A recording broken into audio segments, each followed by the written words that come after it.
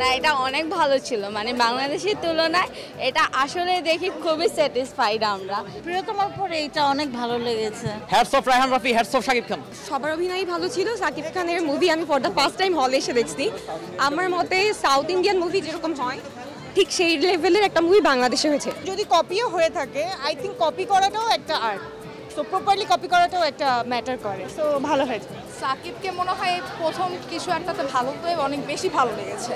এতদিন যতগুলো মুভি দেখেছি এর মধ্যে তার ক্যারেক্টারটা, সে যে কতটুকু মানে চরিত্র ফুটিয়ে উঠতে পারে, তার এতদিনের যে যতদিনের এক্সপিরিয়েন্স ছিল এটাতে বোঝা গেছে।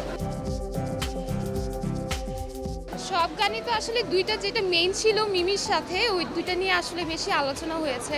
দুইটা গানই খুবই ভালো, মানে মনে হচ্ছিল যে আমরা কোনো বলিউডের আইটেম সং দেখছি বা কলকাতার যে আইটেম সংগুলো হয় ওইভাবেই আসলে প্রেজেন্ট করা হয়েছে, আর খুবই মানে এনজয়েবল ছিল বলবো আর কি। সত্যি কথা বলতে আমি কখনো শাকিব খানের ফ্যান ছিলাম না ফ্র্যাঙ্কলি, বাট এই ছবির হাইপ দেখে মনে হলো একটু দেখা উচিত। And to be very honest, ছবিটা ভালো হয়েছে অনেস্টলি। মানে বাংলা ফিল্ম ইন্ডাস্ট্রিতে লাস্ট এত ভালো কোনো কমার্শিয়াল মুভি মানে এনজয় করেছি এটা বলতে পারবো না, but live beyond all sorts of expectation.